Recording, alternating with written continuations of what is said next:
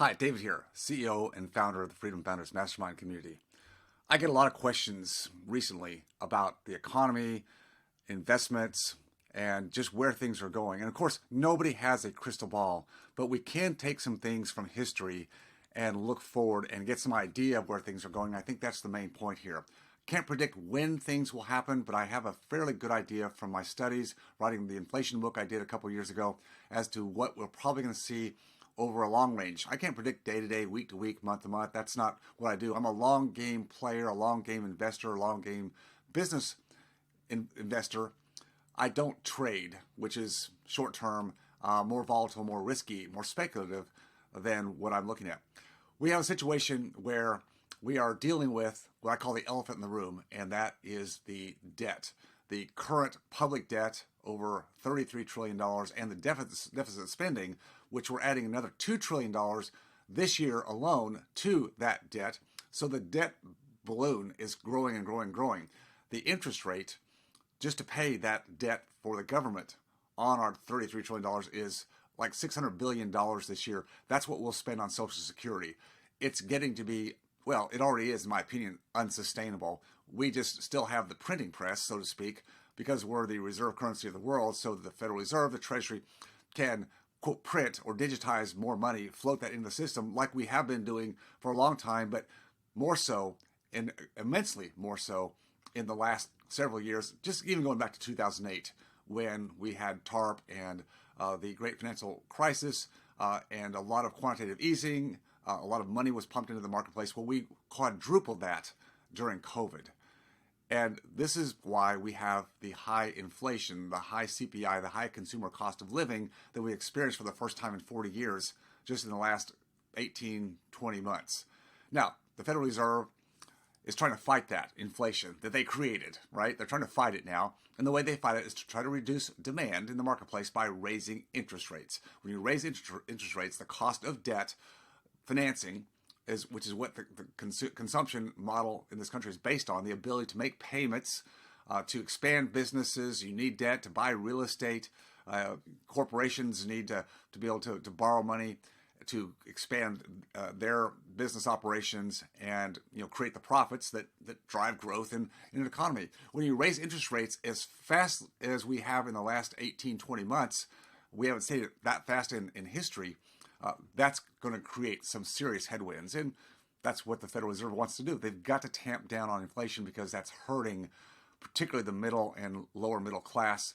They just have no bandwidth, and that makes for very upset and angry voters. So they have to at least make attempts to tamp that down. So boom, up the interest rates go. The problem is for the Fed that everything they do there's a lag effect to it.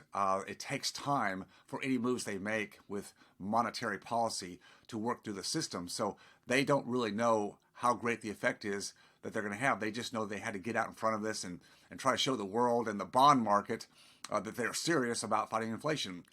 The bond market is really what drives our entire economic system. The bond market deals with bonds, with debt, the ability to access debt. It also provides for the equity markets, pension plans. It's everything that our system is built on. And by raising interest rates as fast as they have, it's really killing the bond market right now. Now, how long can this last? Well, again, it can't last forever. But how soon might we see a rollover? I think we're going to see some serious consequences to the system, the markets, financial markets, to real estate, to businesses that can't roll over their debt, the low interest debt that they've been carrying up until recently. As that debt matures, and debt always matures at some point, that shorter term debt maturing this year, next year, 2025, at much higher interest rates, that's going to put a major drag on the economy and probably drive us into that recession that people still say, well, I don't think we're going to have a recession. We're going to have a soft landing. It's all going to be good. Look, the Fed's doing a great job. And I'm just saying, hold your horses. Number one, the data that the Fed puts out, that Wall Street puts out, that the administration puts out is all manipulated. I think you know that. It just is. The data on labor, the data on the CPI, it's vastly manipulated because they want to try to create a narrative that calms the markets.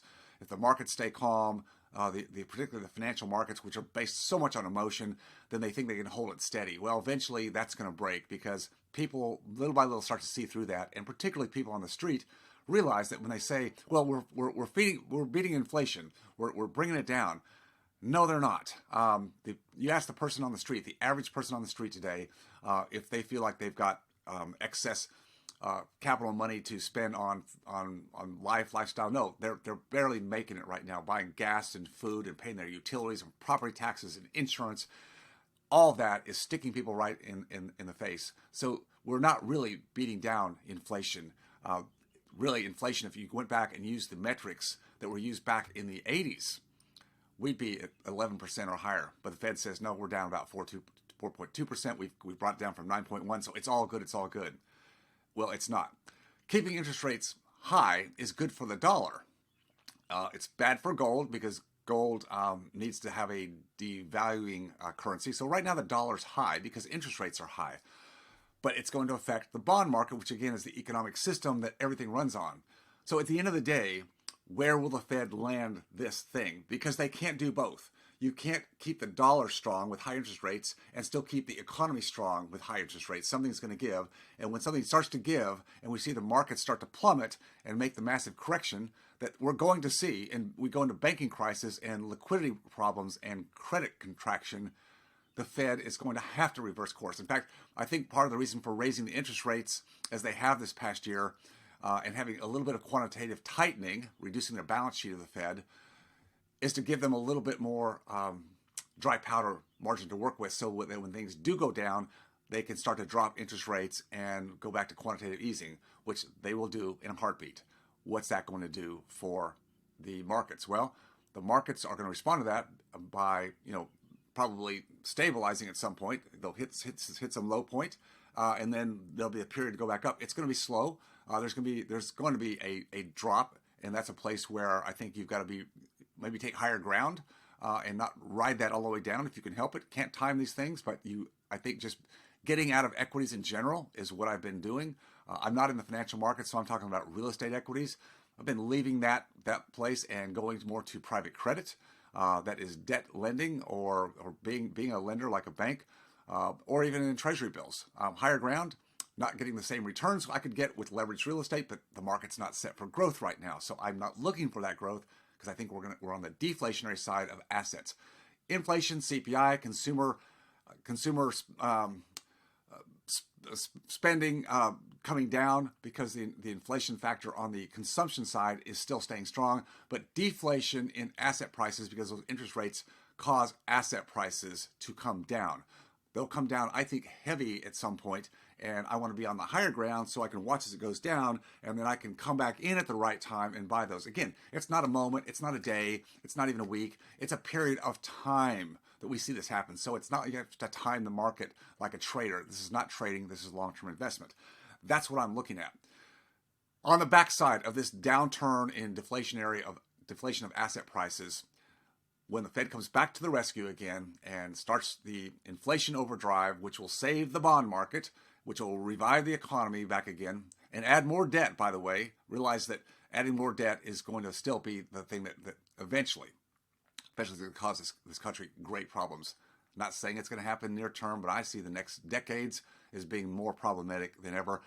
The only way historically any government has, in a crisis, has gone to in this regard is to save the bond market, to save the system at the expense of the currency crisis. The dollar, even though it's high now, the dollar will take a major hit going forward, and that means inflation.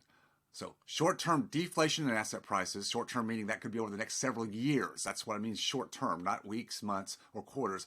Years coming down, and then it'll take some time for the Fed to gear things back up again and for the markets to respond and then slowly back up again. And then I think we're going to be in a more of a hyperinflation model for probably years and years and years with volatility. With volatility, ups and downs, because the Fed's going to have to try to fight this inflation thing because inflation is bad for the middle class, the voters.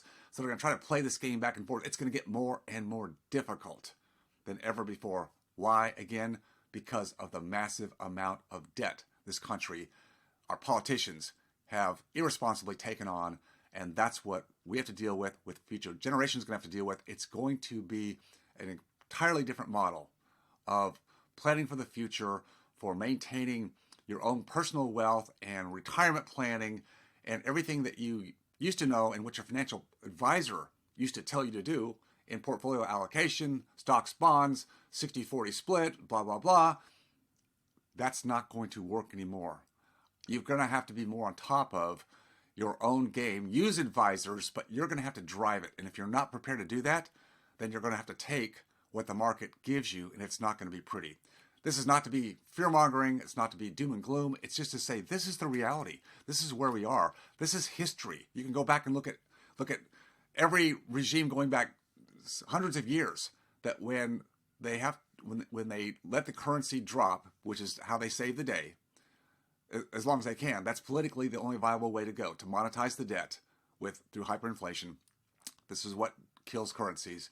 We're already seeing the effect of the weakening dollar, not so much today in terms of its buying power, but in terms of other countries globally that are what we are calling they're de-dollarizing. They're moving away more and more from the dollar, and this is where we are going to run out of the room we've had to be so irresponsible. It's going to come back and hurt, and this won't be good for the country. There's probably going to be some kind of a reset, some kind of a revolution somewhere, somehow. I don't know exactly how that's going to play out. It's anybody's guess, but I think you just got to be prepared that the decades going forward are not going to be the same as what we've seen in the past.